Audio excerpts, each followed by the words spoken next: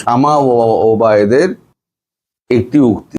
তিনি কয়েকদিন আগে একটা উক্তি করেছেন, ভারতকে সিদ্ধান্ত নিতে হবে বাংলাদেশের সঙ্গে কি সম্পর্ক চায়। তার আগে থেকেই চরমে চলছিল এই জিনিসগুলো, টানাপোড়েনটা। তারপরে যখন এই উক্তিটা যখন ভেসে এলো এবং মুদ্রিত অক্ষরে,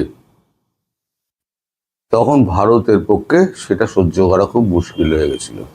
ভারত তখন সিদ্ধান্ত নেয়, অনেক হয়েছে, ভালো মানুষই অনেক হয়েছে, এইবারেতে আমাদের কিছু এমন পদক্ষেপ নিতে হবে যেখানে বাংলাদেশ বুঝতে পারে যে ভারত ছাড়া আমাদের চলবে না। অর্থাৎ আপনার হাইট হচ্ছে 3 ফুট, আপনি 30 ফুট হাইটের লোকের সঙ্গে আমি যদি এখন দ্য গ্রেট খালির সঙ্গে চোখে চোখ মিলিয়ে কথা বলতে চাই, তার 7.5 ফিট হাইট আর আমার হচ্ছে 5-6, তা আমাকে তো টুলের ওপর দাঁড়াতে হবে অথবা ময়ের ওপর উঠতে হবে। তা বাংলাদেশের যে অর্থনৈতিক সাইজ এবং তার ভূখণ্ডের সাইজ, সেই অনুযায়ী তার যা সাইজের কথাবার্তা, তাতে ভারতবর্ষ বেশ চটেছে। এবং চটার পর গতকালকে আমি বলেছিলাম যে আমাদের খাদ্য ও সরবরাহ মন্ত্রী প্রহ্লাদ যোশী, তিনি তার ডিপার্টমেন্টকে ডেকে বৈঠকে বলেছেন, এবং আমার আন্দাজ অনুযায়ী রাত্রিবেলাতে হরদীপ সিং পুরীও সমস্ত অয়েল কোম্পানিকে ডেকেছিলেন এবং ডিস্ট্রিবিউশন কোম্পানিগুলোকে ডেকেছিলেন, যারা ডিস্ট্রিবিউট করে। অয়েল কোম্পানিতে শুধু অয়েল তোলে, এবার ডিস্ট্রিবিউশন তো আর একটা কোম্পানি করে। ডিস্ট্রিবিউশন অথরিটিগুলোকে ডেকেছিলেন, ডেকে তাদের সঙ্গে একটা মিটিং করেছেন। মিটিংয়ে যা জানা যাচ্ছে, এটা অ্যাপ্রুভালের জন্য এবার ক্যাবিনেটে পাঠানো হবে, যে এখন আমাদের বর্ষাকাল চলছে, এই বর্ষাকালে এখন সমুদ্র উত্তাল, তারপর আমেরিকার সঙ্গে একটা ঝামেলা, গ্যাসের সংকট, আমরা গ্যাসের সংকটে ভুগছি, এবং বর্ষায় আমাদের এখানে প্রচুর ফসলের ক্ষয়ক্ষতি হয়েছে। ফলে এখন থেকে একটা ন্যারেটিভ তৈরি করো যে আমাদের নিজেদের দেশেই খাদ্য এবং গ্যাস এবং তেলের অভাব। ন্যারেটিভটা এখন থেকেই তৈরি করা হবে। হ্যাঁ, অথচ তার মানে এই নয় যে আমি কাল থেকে আমার সব বন্ধ হয়ে যাবে। ন্যারেটিভটা তৈরি হচ্ছে এইভাবে, আগামী 2-3টে সপ্তাহ এই ন্যারেটিভটা চলবে যে আমাদের এখানে সত্যিই খুব অভাব। তারপর ধীরে ধীরে ধীরে ধীরে কাটল অফ যেগুলো আছে সেগুলো হবে। একই সঙ্গে বিদ্যুৎ বা জ্বালানি যদি না থাকে, জ্বালানি যদি অব্যাহত না থাকে, ব্যাহত হয়, অব্যাহত থাকে, তাহলে পরে পূর্ণ মাত্রায় চলবে ইউনিটগুলো। গন্ডা ইউনিটের কথা বলছে আদানির।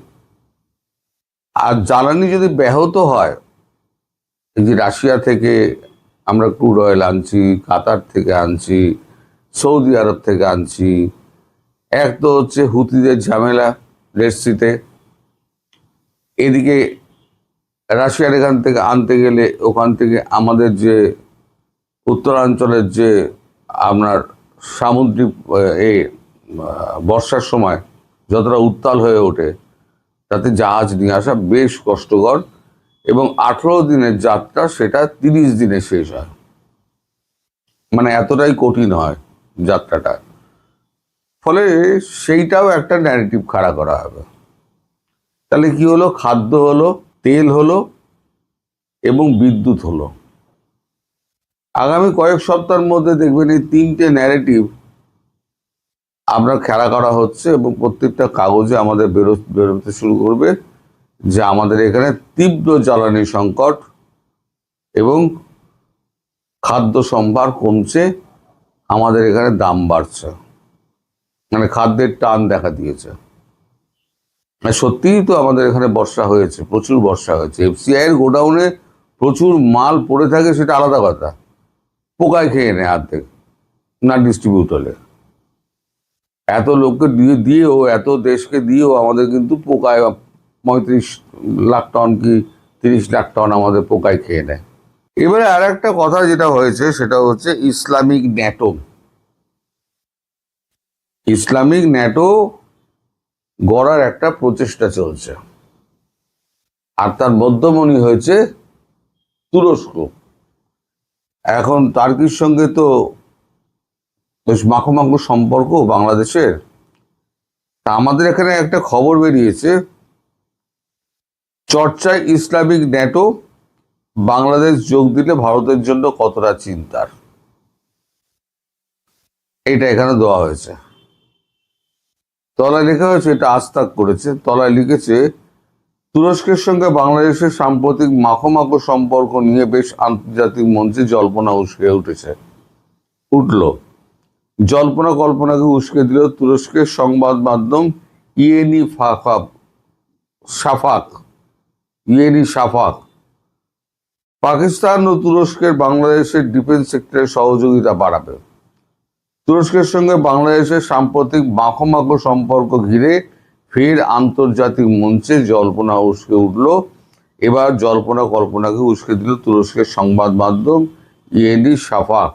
একটি বিশ্লেষণ রিপোর্টে সংবাদ মাধ্যমটি অনুমান করছে, সৌদি আরব, তুরস্ক ও পাকিস্তানের উদীয়মান প্রতিরক্ষা কাঠামোতে বাংলাদেশ যুক্ত হলে দক্ষিণ এশিয়ার রাজনীতিতে এর কি প্রভাব পড়তে চলেছে, যদিও আদৌ বাংলাদেশ এই বলয়ে যোগ দেবে কিনা তা নিয়ে কোনো নিশ্চিত তথ্য প্রকাশ করা হয়নি। ফলে এটা এখন একটা কল্পনা স্তরে রয়েছে। সব তো হলো, এই জোট ফোটে যদি যোগ দেয় তো যোগ দিল, কিন্তু আসল যেটা আছে, না পাকিস্তান খাদ্য দিতে পারবে, তেল দিতে পারবে, না তুরস্ক তেল দিতে পারবে, না বিদ্যুৎ দিতে পারবে। এই তিনটে দেশ কিন্তু কেউ কিছু দিতে পারবে না, দিতে পারবে একমাত্র ভারতবর্ষ। এবার ন্যাটো গড়ো, ইসলামিক ন্যাটো গড়ো, আর তোমরা কোন রকম সংযুক্তি শক্তি একটা তৈরি করার একটা প্রচেষ্টা করো, তাতে এই যে রাষ্ট্রগুলো আছে, এই রাষ্ট্রগুলো পুরো সারা বিশ্বের বিরুদ্ধে চলে যাবে। মানে জায়গাটা গিয়ে দাঁড়াবে গিয়ে একটা ইসলামিক আর একটা নন ইসলামিক ব্যাপারটাই দাঁড়াবে। একটা ইসলামিক শক্তি আর নন ইসলামিক শক্তি। এরকম কিন্তু আরো হয়েছে, এরকম আরব লীগ প্রচুর গঠন হয়েছিল, প্রচুর এ নিয়ে অনেক কথাবার্তা হয়েছে আরব লীগ নিয়ে। শেষকালে এখন আর আরব লীগ নিয়ে কিন্তু কথাবার্তা হয় না। গাদ্দাফি মারা যাওয়ার পর আরব লীগ নিয়ে সেই যে বন্ধ হয়ে গেল কথাবার্তা, সেটা এখন ঠান্ডা ঘরে চলে গেছে। ফলে এখন এই সমস্ত যে কথাগুলো উঠছে, সে কথাগুলো হচ্ছে ভারত এবং বাংলাদেশের সম্পর্ক ঘিরে। কিন্তু ভারত আর বাংলাদেশের সম্পর্ক যে জায়গায় গিয়ে পৌঁছেছে আর উন্নতি স্তরে নেই। এদিকে তারেক রহমান পড়েছেন বিপদে। তারেক রহমানের হয়েছে শ্যাম রাখি না কুল রাখি। তারেক রহমান মনে মনে কিন্তু চাইছেন যে উনি ভারতবর্ষে আসবেন, মনে মনে চাইছেন, যার জন্য উনি কিন্তু এখনো হোটেল বুকিং কিন্তু ক্যান্সেল করেননি। এটা নিয়ে আমার একটা প্রশ্ন রয়েছে। প্রশ্নটা হচ্ছে, হোস্ট কান্ট্রি যারা থাকে, আমি জানি না এরা কূটনৈতিক কিছু জানে কিনা, হোস্ট কান্ট্রি যারা থাকে তারাই কিন্তু থাকার সিকিউরিটি এবং গাড়ি ফাড়ির ব্যবস্থা তারাই করে। ধরুন জাপানের একটা মন্ত্রী এলো, কি অস্ট্রেলিয়ার একটা মন্ত্রী এলো, সে এখানে গিয়ে আবার হোটেল ভাড়া করবে, তার সিকিউরিটি কে দেখবে? তো এরা, আমি জানি না এরা কি নিজেরা হোটেল বুক করছে, হোটেল বুক করে রাখছে 24 তারিখ অবধি। তা এই যে শামা ওবায়েদের, আমি যেটা বলছিলাম আগে, তারেকের প্রসঙ্গটা শেষ করেনি। তারেক হয়েছে কি, তারেক এখন মুশকিলে পড়েছে। তারেকের ইচ্ছে থাকলেও, বিশেষ করে খলিলুর রহমান, লন্ডন লবি, জামাত এবং এনসিপি, এদের যে একটা চাপ আছে না, এই চাপেতে তারেক রহমান তার এই ইচ্ছেটা প্রকাশ করতে পারছেন না। এখন কিছুদিন আগে আপনারা সবাই বোধহয় জানেন, নইলে পরে আমি আপনাদের একটুখানি স্মৃতিটা একটুখানি উস্কে দিই। আপনাদের এই যে খলিলুর রহমান আছেন, তার সঙ্গে তারেক রহমানের একটা ব্যাপক একটা গন্ডগোল হয়, এবং সেখানে এত শাউটিং হয় যে শাউটিংটা বাইরে চলে আসে, শাউটিং এর মানে এগুলো আওয়াজগুলো বাইরে চলে আসে। কারণ খলিলুর রহমান বলছে আপনার ভারতে যাওয়া উচিত নয়, কারণ চীনের সঙ্গে আমাদের সম্পর্ক, আমেরিকার সম্পর্ক ভালো নয়, চীনে আমরা গিয়ে বিপদে পড়েছি। তখন তারেক রহমান বলে চীনে তো আপনি নিয়ে গেছিলেন, চীনে তো আমি নিয়ে যাইনি, তুর্কির সঙ্গে আপনি সমঝোতা করেছেন। এখন ভারত যাওয়ার ব্যাপারে আপনি কি বলছেন যে না, ভারত যেতে হবে না, তাহলে পরে কি হবে, আমেরিকা অসন্তুষ্ট হয়ে যাবে আপনি যদি ব্রিক্সে যান, কারণ আমেরিকা ব্রিক্সের বিপক্ষে। তাহলে আপনি যে এই কাণ্ডগুলো করলেন, তখন আপনি চিন্তা করেননি যে আপনি কিসের পররাষ্ট্রমন্ত্রী? আজ পর্যন্ত একটা বিদেশি রাষ্ট্রের কোনো নেতাকে আপনি বাংলাদেশে আনতে পারলেন না, এটা আপনার ব্যর্থতা নয়? এই নিয়ে নাকি প্রচুর চেঁচামেচি হয়েছে। তার মধ্যে জামাতও এখন কিন্তু বুঝতে পারছে যে এই যে চালটা চালা হয়েছে না, ভারতকে ভেবে দেখতে হবে। এই যে কথাটা শামা ওবায়েদ যেটা বলেছেন, সেটা ভারতের মানে এতে আঁতে কতটা লেগেছে সেটা এখন বুঝতে পারছে, এইটা তার পরের কাণ্ড কারখানা থেকে। এখন জামাতও চাইছে এই ব্যাপারটার একটা নিষ্পত্তি হোক, জামাতের একটা গ্রুপ চাইছে এই ব্যাপারটার নিষ্পত্তি হোক। বিএনপির একটা সেক্টর, যেমন ফখরুল সাহেব, তারপর রিজভী সাহেব, এনারা চাইছেন যে না, রিজভী সাহেব যতই ইন্ডিয়ান শাড়ি পরাক সেটা রাজনীতির জন্য, কিন্তু উনি চাইছেন, ফখরুল সাহেব চাইছেন না, ভারতের সঙ্গে যোগাযোগটা রাখো, কারণ ভারত ছাড়া আমরা বাঁচতে পারবো না, ভারতকে প্রতি মুহূর্তে আমাদের দরকার। সেটা এখন মানে এত দুর্বল হয়ে গিয়েছে, মানে প্রতিবাদের জায়গাটা এত ভারী হয়ে গিয়েছে, এবং ইচ্ছার ব্যাপারটা এত মানে ছোট হয়ে গিয়েছে, একটা হালকা হয়ে গিয়েছে, যে ওই বর্বটা ছেড়ে তারেকের পক্ষে বেরিয়ে আসা সম্ভব নয় এখনো পর্যন্ত। কাল কি হবে আমি জানি না। তাই মোদিজির যে ওই যে চরমপত্রটা, এইটা আসার পর কিন্তু সব ঘাবড়ে গেছে, যে এটা তো ভারত বাংলাদেশ আশা করেনি। বাংলাদেশ আশা করেছিল কি মোদিজি আরো চুপচাপ থাকবেন, আরো বলবেন আসুন আসুন আসুন বলবেন, কিন্তু শামা ওবায়েদের ওই কথাটার ভিত্তিতে মোদিজির যে ওই যে চিঠিটা পাঠানো, আমি 24-25 আমি থাকবো, তারপরে আমি অ্যাভেলেবেল নই, 22-23-24 এই 3 দিন, তারপর আমি ব্যস্ত হয়ে যাব সারা বছর। আচ্ছা, আপনারা বিশ্বাস করেন নরেন্দ্র মোদী তিনি সারা বছর ব্যস্ত হয়ে থাকবেন? যখন উত্তরপ্রদেশ এবং পাঞ্জাবে ইলেকশন আসছে, এগিয়ে আসছে, তখন উনি দেশের বাইরে থাকবেন? উনি তো 2 মাস আগে থেকে প্রচারে বেরিয়ে যাবেন। উনি প্রচারে যাবেন, আবার দিল্লি আসবেন, আবার প্রচারে যাবেন, আবার দিল্লি আসবেন, দুটো তিনটে জায়গায় তো নির্বাচন আছে। তাহলে এটা হচ্ছে গিয়ে অজুহাত, মানে এলে এসো, না এলে ফাইনালি আর আসতে হবে না, তোমার জন্য দরজা বন্ধ। এইটা বাংলাদেশ বুঝতে পারেনি।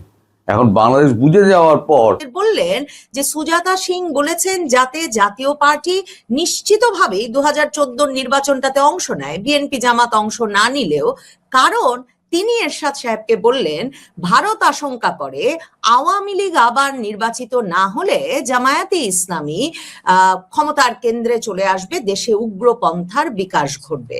সে সময় জামাতে ইসলামী এই মন্তব্যের প্রতিবাদও জানিয়েছিল।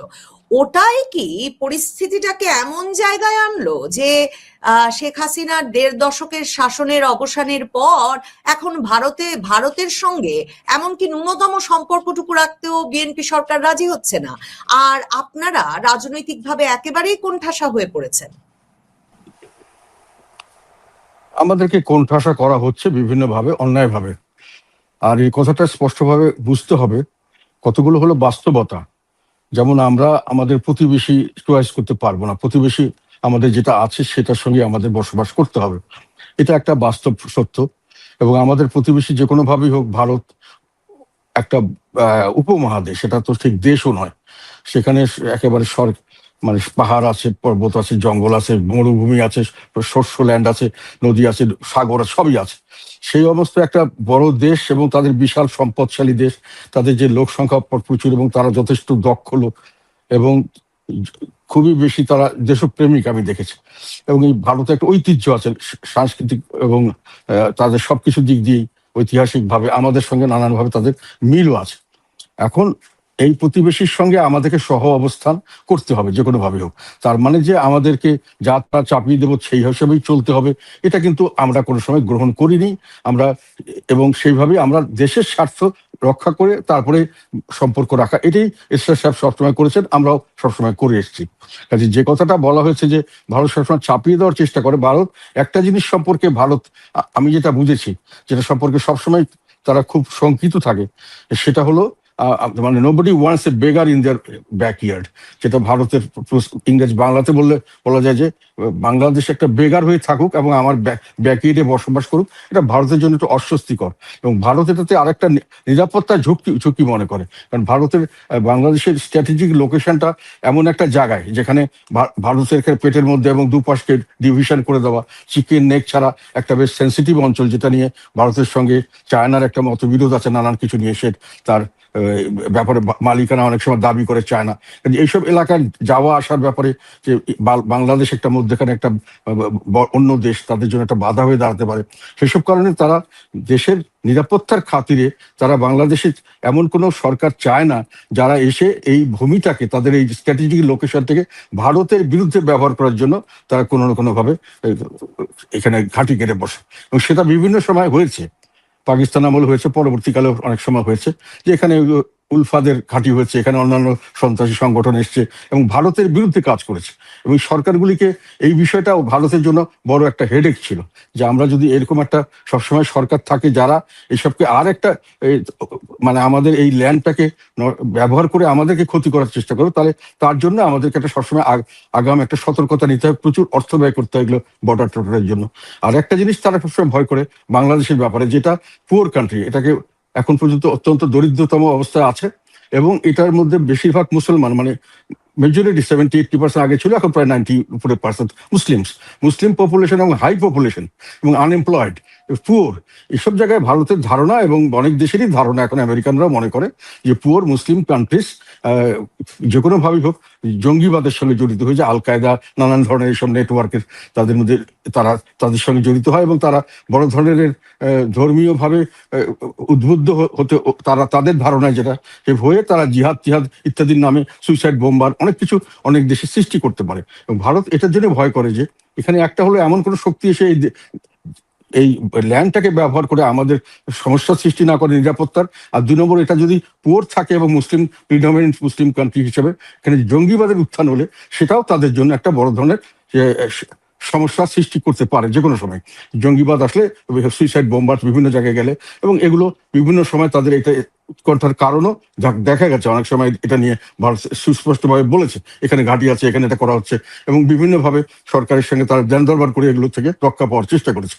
তো এই একটা কনসার্নের থেকে ভারত অনেক সময় চায় যে তাদের বাংলাদেশের রাজনীতি, তাদের কোনো এটাতে খুব বড় কিছু স্টেক নেই এক্সেপ্টিং দেয়ার এই সিকিউরিটি থ্রেট।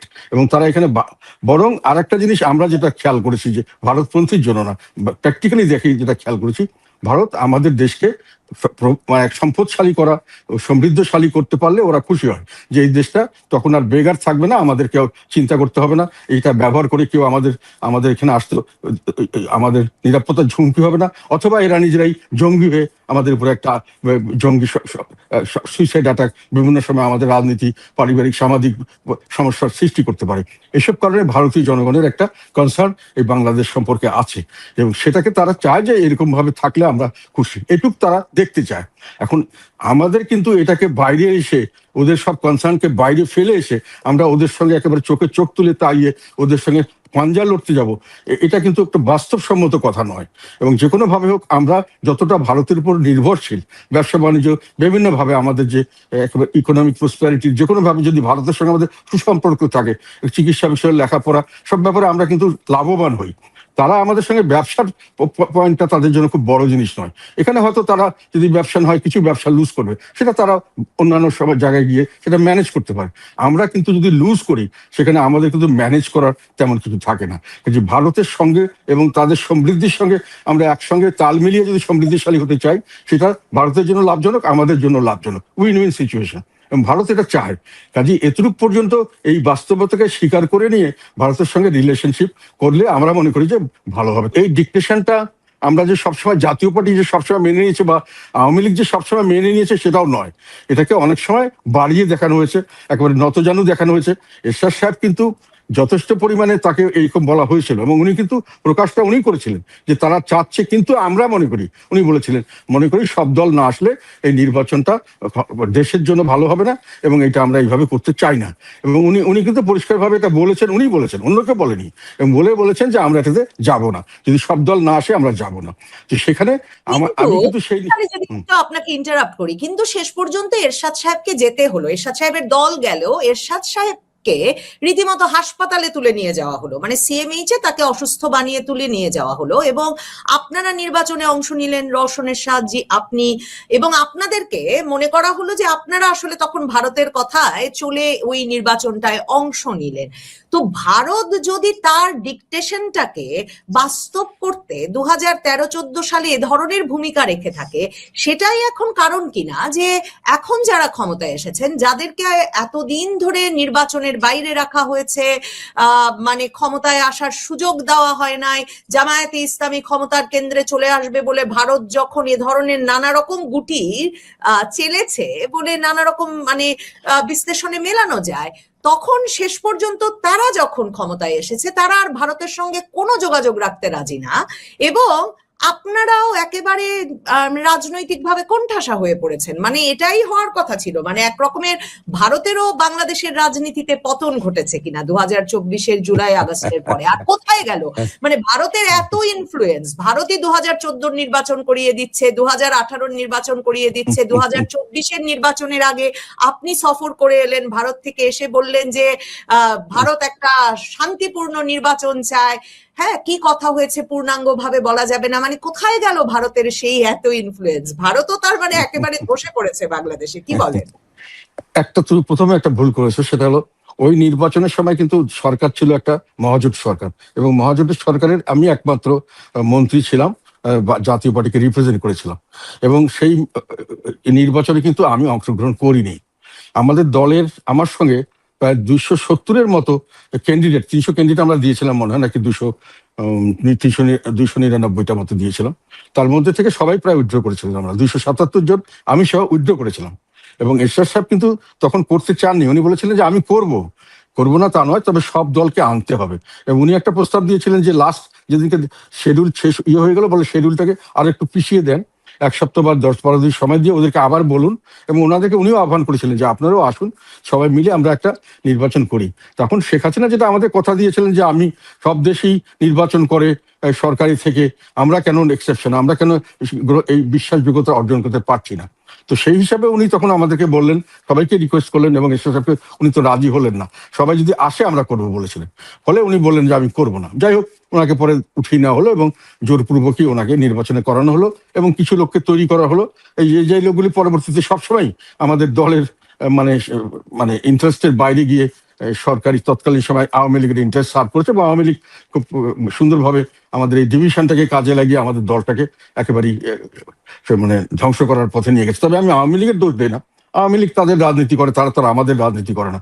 আমাদের ভালো মন্দ দেখার দায়িত্ব হলো আমাদের লোকের। তারা যদি গিয়ে নিজেরা বিক্রি হতে রাজি হয়, সেটা তো আওয়ামী লীগের দোষ আমি মনে করি না, আমাদের নিজের দলের মানুষের দোষ। তবে আমরা বৃহৎ অংশ সেই নির্বাচনে অংশগ্রহণ করিনি। তবে এখানে আরেকটা কথা বলা উচিত, যে সেখানে সেই সময় কিন্তু বিএনপি বা জামাত যদি তখন আসতেন নির্বাচনে, সেই নির্বাচনের ফল, এবং আমরাও থাকতাম, নির্বাচনের ফলাফল যে একেবারে আওয়ামী লীগ ব্যাপকভাবে জয়লাভ করতো সেটা নাও হতে পারতো। এবং সেখানে কিন্তু শেখ হাসিনা কোনো বাধা দিচ্ছিলেন না, ওনারাই বরং তখন বিএনপি নানানভাবে সন্ত্রাসী করে নানান কিছু ভোট সেন্টার জ্বালিয়ে দিয়ে, পথে ঘাটে আগুন লাগিয়ে দিয়ে এটাকে ঠেকানোর চেষ্টা করেছেন, পারেননি। আরেকটা কথা এখানে আমার বলা দরকার, পারেননি যে তারা কিন্তু তাদের এই পরাজয়টাকে মেনে নিয়েছিলেন। আর শেখ হাসিনা তো নির্বাচন করছেন, ওনাকে জিততে হবে, জিতার জন্য তারা যা করার আওয়ামী লীগও করেছে, বিএনপিও যা যখন যা দরকার হয়, জামাতও যে সবসময় শেখ ফ্র্যাঙ্ক খুব সুন্দরভাবে নির্বাচন করেছেন, আমি এটা মনে করি না। ব্যক্তিগতভাবে আমার নির্বাচনের অভিজ্ঞতা অন্য যে কোনো লোকের চেয়ে বেশি। তো সেই হিসাবে পরে দেখা গেল যে এই নির্বাচন করে যে নির্বাচিত সরকার হলেন, আমি ছিলাম না সেখানে, আমি তো শেষ পর্যন্ত দলের থেকে আমাকে মানে নানানভাবে আমি হেনস্থা হয়েছিলাম, বিভিন্নভাবে আমার উপর অত্যাচার করা হয়েছে।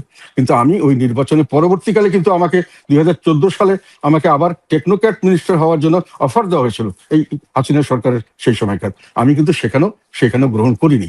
তো কাজেই এগুলোর সময় জাতীয় পার্টির বেশিরভাগ লোক এই নির্বাচনটাকে বর্জন করেছিল, কিন্তু বিএনপি এবং তাদের সহযোগী তারা কিন্তু এই নির্বাচনে অংশগ্রহণ না করলেও এই নির্বাচনের পরে যে স্থানীয় সরকার নির্বাচনগুলো হয়েছিল এই সরকারের আমলে এবং এই নির্বাচন কমিশনের আন্ডারে, সবগুলোতে তারা অংশগ্রহণ করেছে। এবং পরবর্তীতে গিয়ে 2018 সালে কিন্তু গিয়ে আবার তারা সর্বাত্মকভাবে ওই নির্বাচনে অংশগ্রহণ করেছে।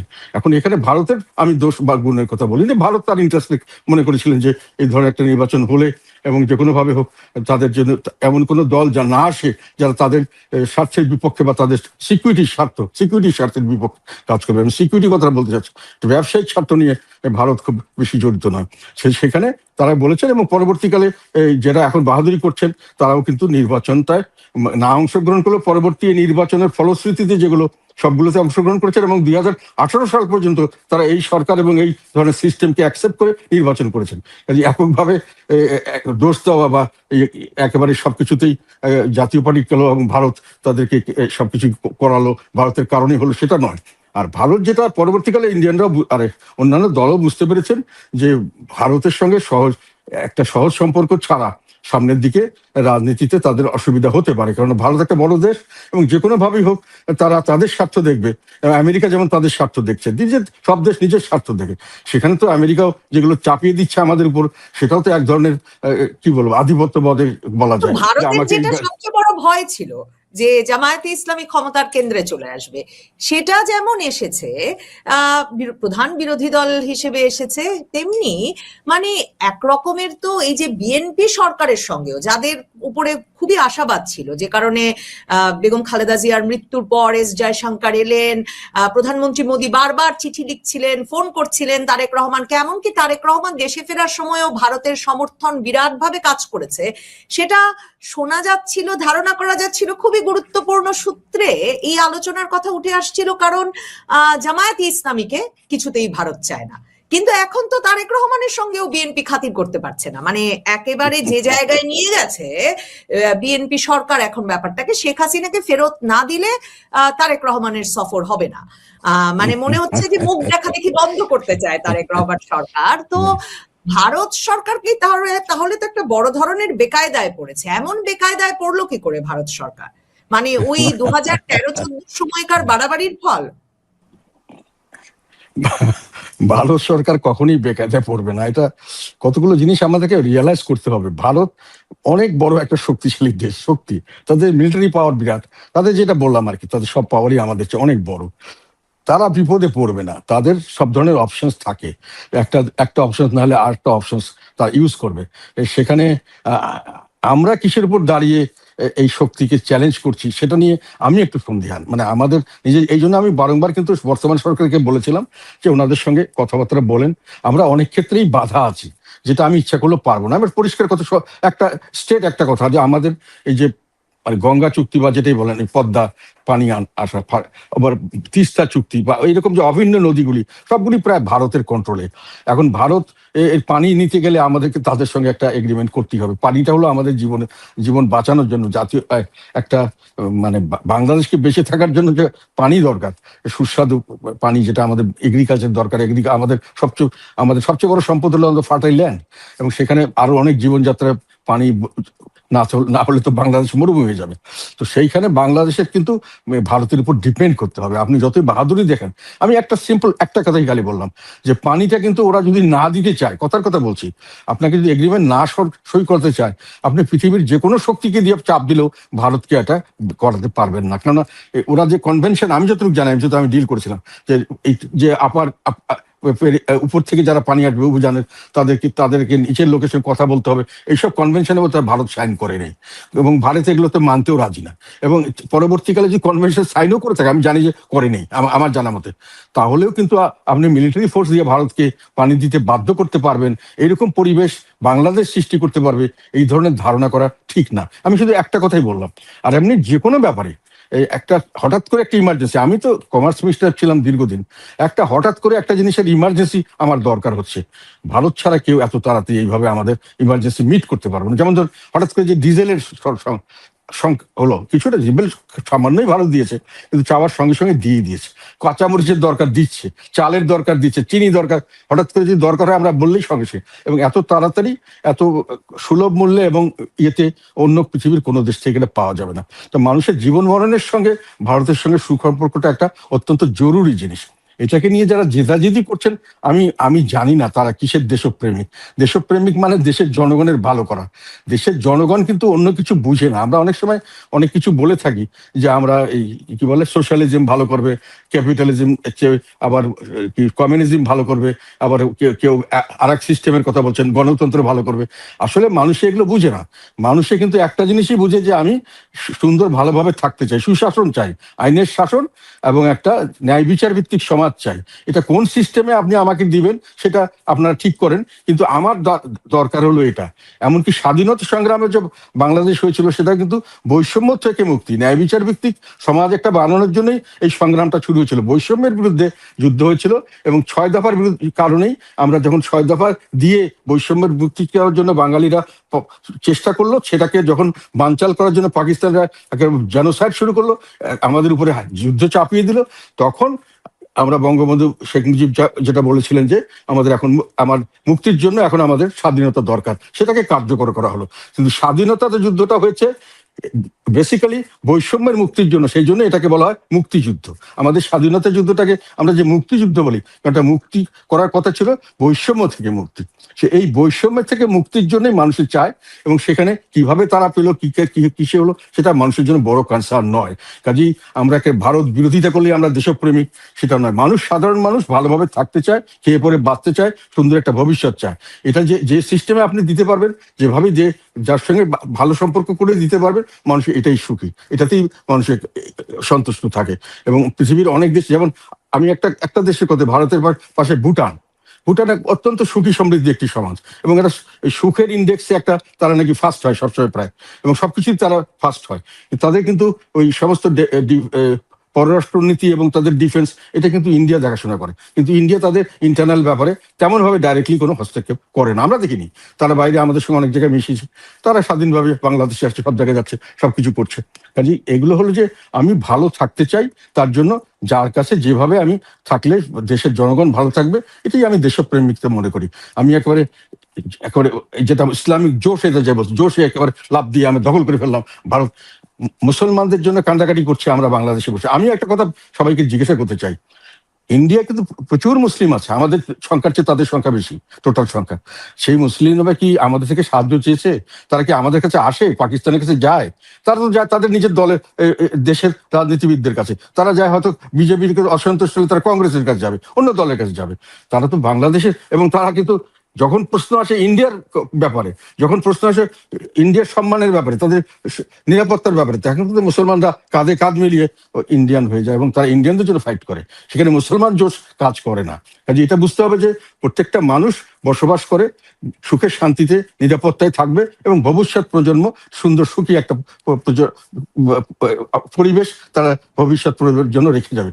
এটাই মানুষের প্রত্যাশা। এই প্রত্যাশা পূরণে যেভাবে যেটা করা সম্ভব সেভাবেই করতে হয়। জেদ করা অনেক সহজ এবং জেদ করে আমি কি পাবো সেটা না বুঝে জেদ করা আরো সহজ। এবং আমার মনের জন্য আমরা অনেক সময় অনেক কিছু করছি যেটাতে জনগণের প্রত্যাশাটা সম্পর্কে আমরা পরিষ্কারভাবে ধারণা করতে পারছি না। এবং এই যে একটা যারা বলেন দ্বিতীয় স্বাধীনতার কথা, দেখেন 2024-এর জুলাই আগস্টের পর এটা তো খুব পরিষ্কার ভাবে বোঝা গেছে যে একটা বিরাট পক্ষ সার্বভৌমত্বের বলছেন যে সার্বভৌমত্ব চর্চিত হচ্ছিল না এই ভারতের নিয়ন্ত্রণের কারণে। তারা একটা ভারতের নিয়ন্ত্রণ মুক্ত পরিবেশ চান বাংলাদেশে এবং ভারতের দাদাগিরি বন্ধ চান। তারা চান যে মানে মানে ভারতের সঙ্গে সম্পর্কের দরকার নাই, বরং একটা যুদ্ধংদেহী মনোভাব চান ভারতের সঙ্গে। সেটাও তো জনগণের একটা বিরাট অংশের মধ্যে চাওয়া আছে, সেটা 2024-এর জুলাই আগস্ট থেকে খুব বেশি মাত্রায় পরিষ্কার। সে বিষয়ে কি মানে সেই আকাঙ্ক্ষাটার বিষয়ে কি বলবেন? মানে এই যে অনেকেই মনে করছেন যে ভারতের এক রকমের মানে অঙ্গরাজ্য বানানো হয়েছে পাকিস্তান ভেঙে বাংলাদেশ তৈরিতে, এই ন্যারেটিভ গুলো তো খুব পরিষ্কার ভাবে আলোচিত হচ্ছে, যে কারণে দ্বিতীয় স্বাধীনতার প্রশ্ন আসছে যে মানে এবারের স্বাধীনতা আসলে ভারতের আধিপত্য থেকে মুক্তির স্বাধীনতা।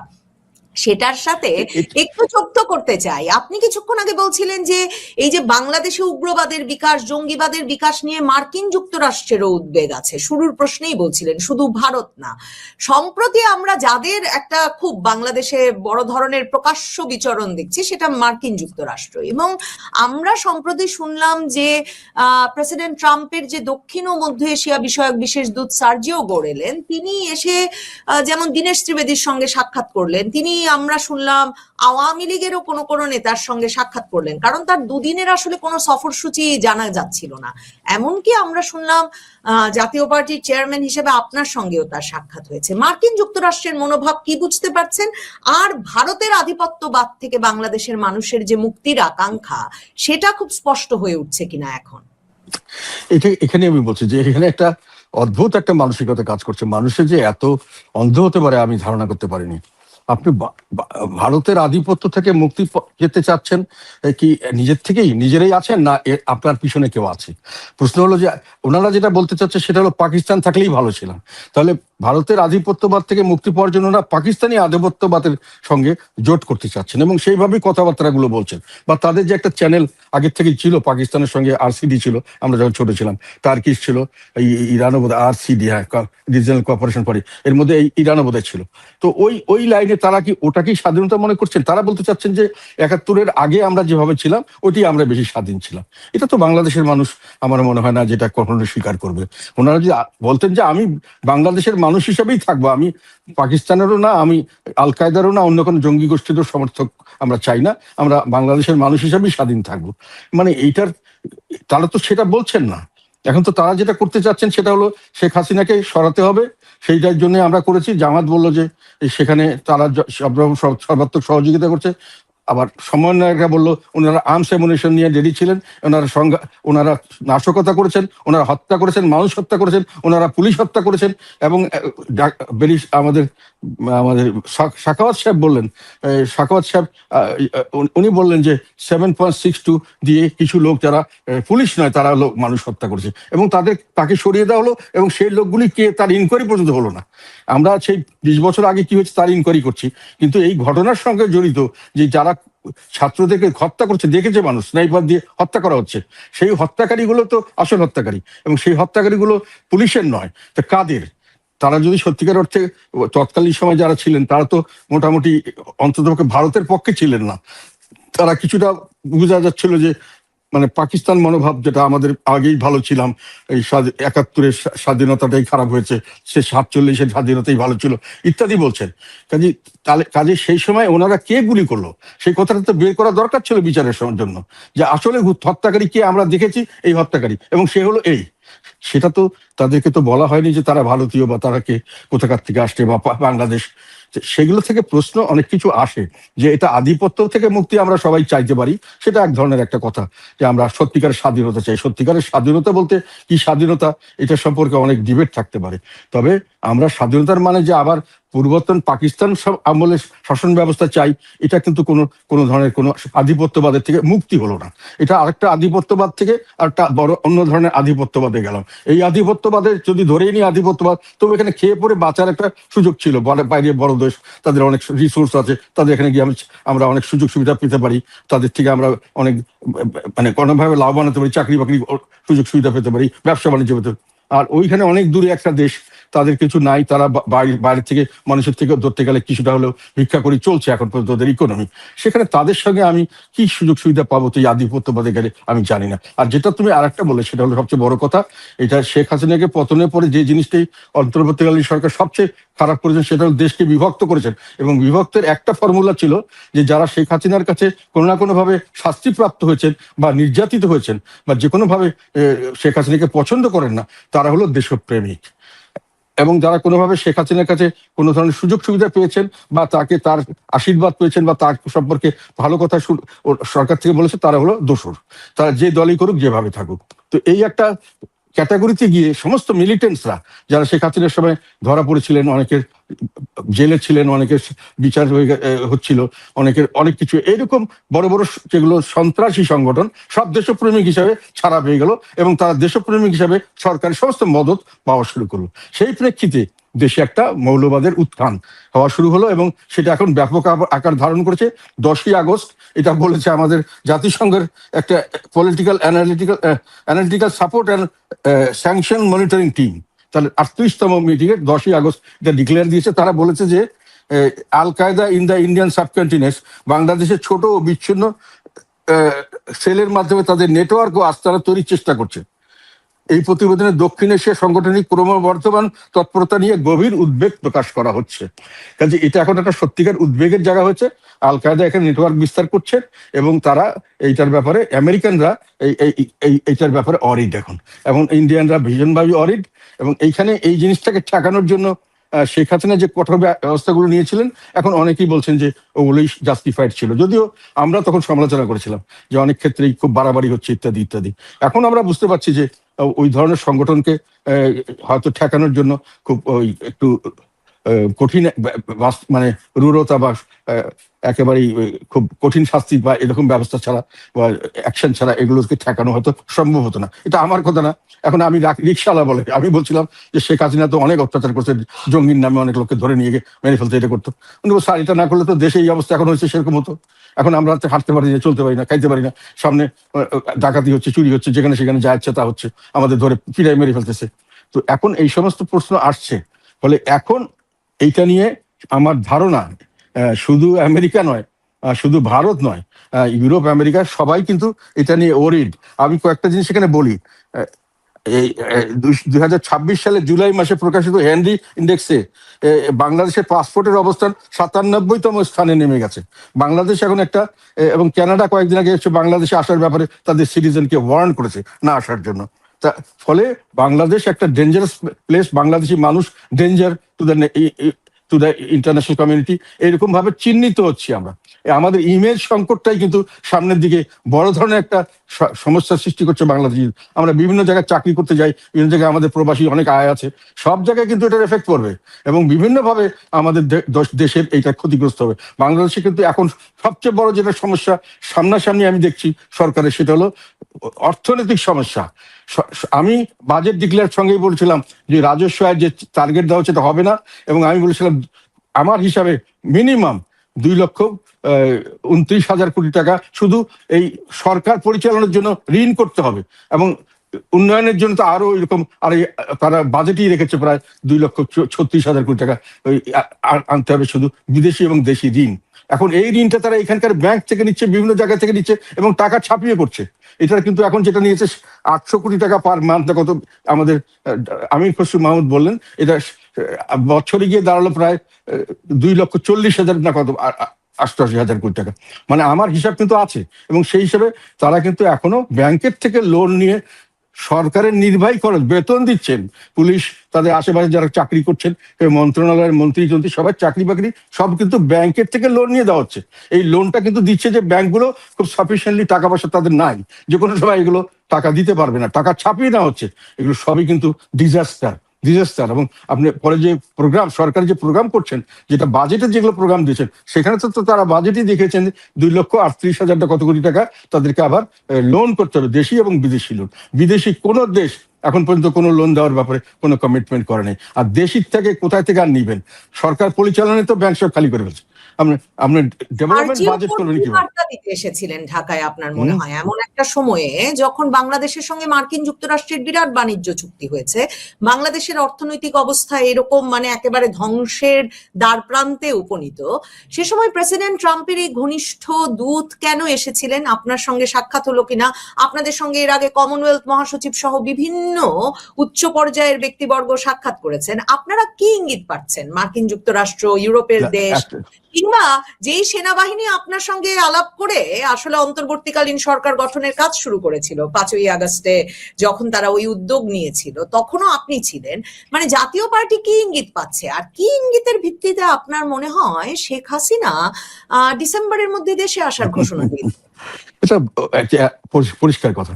তারা সবাই বুঝতে পেরেছে দেশ থাকলে না আমরা একসঙ্গে ব্যবসা বাণিজ্য করবো, দেশ থাকলে না এখানে আমরা কিছু একটা ইনভেস্টমেন্ট করতে পারবো, এর থেকে কিছু লাভ করতে পারবো, আমাদের কিছু স্বার্থ এখান থেকে উদ্ধার হবে।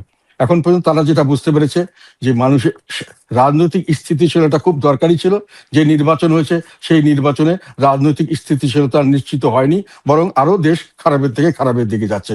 অন্তর্বর্তীকালীন সরকার দেশটাকে যে পর্যায়ে নিয়ে গেছিলেন, এই সরকার এসে সেই একই লাইনে চলছেন এবং এর থেকে আবার নিচের দিকে চলে যাচ্ছেন। এখন পর্যন্ত বাউন্স ব্যাকের কোনো অবস্থা দেখা যাচ্ছে না, এবং তার একটাই কারণ, তারা বুঝতে পেরেছেন যে দেশের অর্ধেকের বেশি মানুষকে রাজনৈতিক প্রক্রিয়া থেকে বাদ করে রেখে এবং তাদেরকে সম্পূর্ণ নিশ্চিহ্ন করে দেওয়া হবে এই ধরনের কর্মকাণ্ড এবং এই ধরনের ঘোষণা দিয়ে এবং কর্মকাণ্ড পরিচালনা করে কোনো দেশে কোনো স্থিতিশীলতা বাংলাদেশে অন্তর্পক্ষে আসা সম্ভব না, কোনো দেশে আসা সম্ভব না।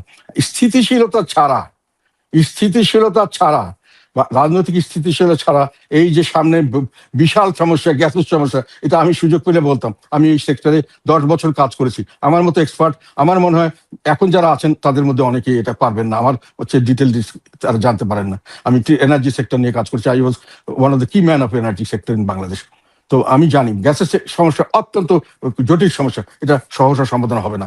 তো এই একমাত্র রাজনৈতিক স্থিতিশীলতা এবং সকলের মধ্যে ঐক্য ছাড়া, জাতীয় ঐক্য ছাড়া বাংলাদেশের সামনের দিকে এগিয়ে যাওয়ার কোনো সম্ভাবনা নাই। রাজনৈতিক স্থিতিশীলতার জন্য যেটা বললাম, পরে বললাম, জাতীয় ঐক্য দরকার। সবাইকে নিয়ে বসে দেশ পরিচালনা করতে হবে। বিশাল সমস্যার সামনে দেশ একেবারে গোল্লায় যাওয়ার অবস্থা হয়েছে, ধ্বংস হয়ে যাওয়ার পর্যায়ে গেছে। দেশকে ফেইল্ড স্টেট হতে পারে, দেশ দুর্ভিক্ষ হতে পারে, সামনে সারের দাম বেড়ে যাচ্ছে, এখনো সার কেনা হয়নি গভর্নমেন্টের। সারের কিন্তু দরকার সারা আমাদের এগ্রিকালচার সেক্টরে ধস নেমে যাবে, এগ্রিকালচার প্রোডাকশন আমাদের একটা বড় সম্পদ। এটা ছাড়া আর আমাদের প্র্যাকটিক্যালি তেমন কোনো সম্পদের উপর আমরা ব্যাংক করতে পারি না, আমরা ডিপেন্ড করতে পারি না, সেটা ধ্বংস হয়ে যাচ্ছে। এই ধ্বংস থেকে বাঁচাতে গেলে আমেরিকা বুঝতে পারছে, ইন্ডিয়া বুঝতে পারছে, আগের থেকে ইন্ডিয়া বলছিল, চায়নাও এখন বুঝতে পারছে যে রাজনৈতিক স্থিতিশীলতার দরকার, তার জন্য ইনক্লুসিভ রাজনীতি দরকার, তার জন্য সমঝোতা দরকার, ঐক্য দরকার। ঐক্য ছাড়া সারা দেশের লোক একসাথে এটার মোকাবেলা করা ছাড়া এই সামনের সমস্যার মোকাবেলা সম্ভব হবে না। আর সম্ভব যদি না হয়, consequence will be very grave for everybody of the, সেটা কিন্তু সবাই বুঝতে পেরেছে। একটা হলো এটা একটা ফেইল্ড স্টেট হবে এবং কি বলে ইসলামিক স্টেট বা আল কায়দা টাইপের কোনো গ্রুপ এটাকে বিভিন্ন জায়গায় কন্ট্রোল করবে এবং সারা পৃথিবীর জন্য এটা একটা সিকিউরিটি থ্রেট হবে এবং ইন্ডিয়ার জন্য ইমিডিয়েট থ্রেট হবে। ফলে এগুলো সবাই বুঝে এবং চায়না বুঝেছে। চায়না অ্যাম্বাসেডার ওই আমাদের সার্জিও গোর চলে যাওয়ার একদিন পরে, পরের দিনই সাংবাদিকদের প্রশ্নের উত্তরে বলেছেন, আপনি কি হলে বাংলাদেশে ভালো হয়? উনি বলেছেন যে বাংলাদেশে একটা জাতীয় ঐক্য প্রয়োজন, বাংলাদেশের রাজনৈতিক স্থিতিশীলতা প্রয়োজন, তার জন্য একটা জাতীয় ঐক্য প্রয়োজন। তার মানে ইনক্লুসিভ রাজনীতির কথা এখন বিশ্বের সকল শ্রেণীর সকল বড় বড় দেশগুলি বলছেন। তারা বাংলাদেশকে নয়, তাদের নিজেদের স্বার্থের কথা চিন্তা করি, বাংলাদেশ তো বটেই, তারা মনে করছেন যে সামনের দিকে আওয়ামী লীগকে আনতে হবে এবং সকলে মিলে দেশটাকে পরিচালনা করার জন্য একটা রাজনৈতিক রিকনসিলিয়েশন করতে হবে। এবং সেটা যদি না করা যায়, এটাকে যদি আরো ওই দিকে ঠেলে নিয়ে যাওয়া যায়, যত নিয়ে যাওয়া হবে তত জিনিসটা খারাপের থেকে আরো খারাপের দিকে যাবে। তখন হয়তো বৃহৎ শক্তিগুলি তাদের মানে যেটা তারা করতে পারে সেইভাবে করে এই স্থিতিশীলতা আনার চেষ্টা করবে। এবং স্থিতিশীলতার জন্য জাতীয় ঐক্য প্রয়োজন, জাতীয় ঐক্যের জন্য ইনক্লুসিভ রাজনীতি প্রয়োজন, ইনক্লুসিভ রাজনীতির জন্য এই আওয়ামী লীগকে রাজনীতির যে তাকে নিষেধাজ্ঞা সেটা উত্তোলন করে আওয়ামী লীগকে সবাইকে কাজ করতে দিতে হবে, যেটা শেখ হাসিনা বলেছেন। আমি মনে করি খুব রিজনেবল কথা। উনি বলেছেন সবাইকে করতে দেন, বিচার আমি ফেস করব, আমাকে ফাঁসি দিলে দেন, বিচার করবে। তো উনি তো বিচার, সবাইকে বিচারের আওতায় আনা যায়, বিচার করে আপনি ন্যায় বিচার করে তাকে শাস্তি দেবেন। বিচারের নামে প্রহসন করে শাস্তি দিবেন, এইটা আমরা কেউই চাই না, বিশ্ববাসীও কেউ চাইবে না, বাংলাদেশের সাধারণ জনগণ এটা চাইবে না। দেন ওনারা বিচারের জন্য রাজি আছেন, কিন্তু ওদের দলকে আপনি কাজ করতে দিবেন, সবাইকে তাদের অধিকার দিবেন, তাদের নাগরিক অধিকার, তাদের রাজনৈতিক অধিকার, তাদের মানবাধিকার, এগুলো লঙ্ঘন করা হচ্ছে। এখনো দোষর বলে বাচ্চা ছেলেকে, একটা ছেলেকে পিটিয়ে আপনার মানিকগঞ্জে ফিটিয়ে দিচ্ছে। এগুলোকে তো গণহত্যা বলা হয়। ফ্যাসিজম কাকে বলে? এই ফ্যাসিজম তো শেখ হাসিনাকে যে জন্য বলা হয়েছিল, এক কর্তৃত্ববাদী সরকার, সরকারি দল, সরকার, রাষ্ট্র সব এক হয়ে যাবে এবং রাষ্ট্রীয় সব প্রতিষ্ঠান একজনের কাছে কন্ট্রোলে থাকবে এবং সে ভিন্ন মতাবলম্বীদেরকে দমন করবে। শেখ হাসিনা করেছে, তারপরে ইউনূস সাহেব করেছে, এখনকার সরকারও এখন পর্যন্ত এইটাই করে যাচ্ছে। তাদের ভিন্ন মতাবলম্বীদের যাকে মনে করছেন তাদের মতের বিরুদ্ধে সরকারের সমালোচনা মানে রাষ্ট্রদ্রোহিতা নয়, সরকারের সমালোচনা প্রত্যেকটা নাগরিকের অধিকার। আমি নাগরিক, আমার একটা অধিকার, সরকার আমার, আমি সরকার বানিয়েছি, আমি সরকারকে। সমালোচনাও তো দরকার হচ্ছে না, ধানমন্ডি 32 নম্বরের আশপাশে গেলেও পিটিয়ে পুলিশের হাতে তুলে দেওয়া যাচ্ছে। একদম শেষ প্রশ্ন সংক্ষেপে। এটা আমি বলছি, এটা কি বলা হয় ফ্যাসিজম? ফ্যাসিস্ট একটা পার্টিতে বলা হতো, ফ্যাসিস্ট পার্টিতে এইসবই করতো এবং এখনো এটা চলছে। এই জন্য বলছি ফ্যাসিজম আপনি বন্ধ করতে পারেননি, ফ্যাসিজম এখন পর্যন্ত চলছে, এটাকে আমরা চাই বন্ধ করতে। এনারা যদি নিজেরা বন্ধ না করে, আমি মনে করি ইন্টারন্যাশনাল কমিউনিটি তাদের স্বার্থে এটাকে বন্ধ করাচ্ছে। তাদের স্বার্থ হলো যে এখানে স্থিতিশীলতা দরকার, না হলে এটা সারা পৃথিবীর জন্য একটা সিকিউরিটি থ্রেট হয়ে যেতে পারে এবং ইন্ডিয়ার জন্য ইমিডিয়েট থ্রেট হতে পারে। কাজেই ইন্ডিয়াও এবং আমেরিকা এবং যতটুকু আমি জানি চায়না, এরা সবাই এখন চাচ্ছে যে এখানে একটা ইনক্লুসিভ নির্বাচন হোক, ইনক্লুসিভ রাজনীতি হোক, নির্বাচনের কথা বলছি না, আসার পরে সবাই মিলেমিশে দেশটা পরিচালনা করে স্থিতিশীলতা হলে তখন আমরা এখানে ইনভেস্ট করবো। তখন এই যে এত বেকার সমস্যা, এগুলো তো বলতেই পারলাম না। বাংলাদেশের বেকার সমস্যা একটা শুধু এই 24-এর আন্দোলনের পরে 6 মাস পরে সিপিডি জরিপে দেখা গেছে 81 লক্ষ লোক বেকার হয়েছে। 81 লক্ষ না, হ্যাঁ 21 লক্ষ লোক বেকার হয়েছে। তার মধ্যে ওই 80% মতো মহিলারা বেকার হয়েছে এবং বেকার সমস্যা প্রতিদিন বাড়ছে, ইন্ডাস্ট্রি প্রতিদিন বন্ধ হচ্ছে এবং এই বেকারদের মির্জা ফখরুল ইসলাম সাহেব কয়েকদিন আগে বলেছেন সরকারি হিসাব মধ্যে প্রায় 4 কোটি কার্যসক্ষম শিক্ষিত যুবক বেকার এবং এটার সংখ্যা বাড়ছে। এই যে বেকার বাড়ছে, জিনিসপত্র এইটার থেকে সারা পৃথিবীর মানুষের একটা থ্রেট হয়ে দাঁড়িয়েছে, যেটা একটা বিস্ফোরক সৃষ্টি হচ্ছে, এটা যে কোনো সময় যে কোনো দিকে ছড়িয়ে পড়তে পারে। কাজেই এটাকে নিবৃত্ত করতে হলে আবার বলছি আমি, এবং এটাকে মানতেই হবে যে আমাদের দেশে না স্থিতিশীলতা প্রয়োজন, তার জন্য আমাদের ঐক্যের প্রয়োজন, আমাদের সমস্ত ইনক্লুসিভ রাজনীতির প্রয়োজন। এবং আওয়ামী লীগের আমি কোনো দোষরও ছিলাম না, যেটা আমি বলছি যে আমি নির্বাচন 2014 আমি কিন্তু করিনি, সেটা আওয়ামী লীগের দোষর বা ইন্ডিয়ার দালাল হিসেবে আমাদের যাদেরকে বলেন তাদেরকে আমি পরিষ্কার বলে দিতে চাই, আমি কিন্তু ওইভাবে করিনি, আমি দেশের স্বার্থে বলছি। এবং আওয়ামী লীগকে নিষেধাজ্ঞা উঠিয়ে দিয়ে তাদেরকে নির্বাচন রাজনীতি করতে দিতে হবে। শেষ প্রশ্ন, আন্তর্জাতিক হাওয়া বদল টের পাচ্ছেন? সেই আন্তর্জাতিক সম্প্রদায়ের এক রকমের মনোভাবের বদলটা কথা আপনি বারবার বলছেন, সেটা কি মানে খুবই মানে বড়ভাবে টের পাওয়া যাচ্ছে? সেটাই কারণ শেখ হাসিনার দেশে ফেরার ঘোষণা দেওয়ার? না, ওটার কারণ শেখ হাসিনার ঘোষণা উনি কেন দিয়েছেন সেটা উনি বলতে পারবেন। তবে আমি ওনার জায়গায় হলে মনে করতাম যে উনি যেটা করেছেন সেটাই করতাম। কারণ আমার ভাইকে আমি দেখেছি, ওনাকে বলা হয়েছিল যে আপনার এখন তো আপনি চর ছেড়ে দিলে আপনাকে মেরে ফেলবে, এটা করবে সেটা করবে, ওনার মারার নাকি চেষ্টা হয়েছিল, আমরা বিভিন্ন লেভেল থেকে শুনেছিলাম। উনি কিন্তু বলেছেন না, আমি দেশ থেকে কোথাও যাবো না, আমি পালিয়ে যাবো না। পরে বলা হয়েছিল এবং আমি বিভিন্ন জায়গায় গিয়ে খোঁজ নিয়েছিলাম ওনার কথা, উনি যখন জেলে, যে আপনি নির্বাচন করবেন কিনা, নির্বাচন না করাই ভালো, করলে তো আপনাকে একেবারে সাংঘাতিক অবস্থা করে দেবে, মানে আপনি কোনো ভোটই পাবেন না, সব লোক আপনার বিরুদ্ধে। তখন উনি বলেছিলেন আমি নির্বাচন করব, জনগণ আমাকে যে বিচার করবে আমি সেটা রায় পেতে দেবো, এবং উনি নির্বাচনও করেছেন। কাজে আমি মনে করি রাজনীতিবিদ হিসাবে আমি যেটা করতাম, শেখ হাসিনা হয়তো যেটা করতে চাচ্ছেন ওইরকমই কিছু, যে হ্যাঁ আমি আমার দেশে যাব, আমার দেশের মানুষের কাছে আমি বিচার চাইবো, এবং বিচার যদি আমার হয়ে বিচার হয় আমার হবে, এবং আমি আমার আমার যে অর্জন সারা জীবনের, আমার পরিবারের যে অর্জন, আমার দলের যে অবদান, এগুলোকে এইভাবে ধুলায় মিশিয়ে দিবে আর আমি দূর থেকে দেখবো, এটা আমি মানতে পারি না। এটা আমি মনে করি যে ওনার এটার সঙ্গে বিশ্ব জনগণের কি কথা, ইন্ডিয়া সরকারের কি কথা, এগুলো বড় কথা নয়। এটা একটা রাজনীতিবিদ হিসাবে তার একটা সারা জীবনের গৌরবোজ্জ্বল ভূমিকার কথা চিন্তা করে হয়তো উনি মনে করবেন যে আমার গৌরবোজ্জ্বল ভূমিকা আমি এটা কেন আমি এইভাবে নষ্ট করে দেবো, আমি সামনে দাঁড়াবো, আমি জীবন দিয়ে দেবো দরকার হলে। উনি বলেছেন তো যে আমাকে গুলি করে মারবে, আমাকে ফাঁসি দিলে দিবে, আই ডোন্ট মাইন্ড। কাজে এটাকে আমি, এই স্পিরিটটাকে আমি মন ধারণ করি এবং আমি মনে করি যে রাজনীতিবিদ হিসেবে আমি হলো এটাই করতাম। এবং উনি ফিরবেন ডিসেম্বরের মধ্যেই। আমার তো মনে হয় যে ওনাকে একেবারে জোর করে কেউ আটকে না রাখলে উনি ফিরবেনই। কেউ পারমিশন জন্য উনি পাত্তা দিবেন আমি মনে করি না।